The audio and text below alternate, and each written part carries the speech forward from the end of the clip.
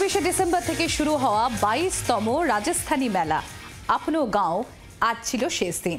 মেলার উদ্যোক্তা সীতারাম শর্মা জানান, 8 দিন ব্যাপী এই মেলায় হাজার হাজার কলকাতাবাসী অংশ নিয়ে রাজস্থানী শিল্প, সংস্কৃতি ও খাবার উপভোগ করেছেন।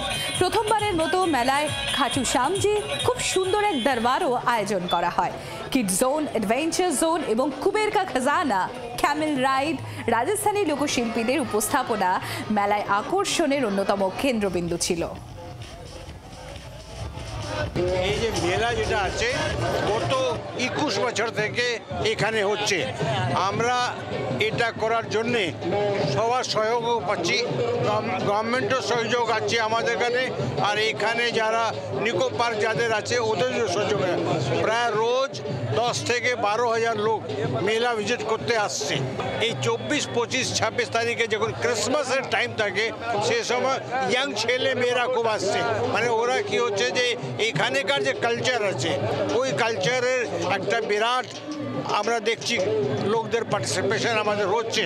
আমরা খুবই খুশি যে মেলাটা যেটা আছে এত বছর ধরে চলে যাচ্ছে।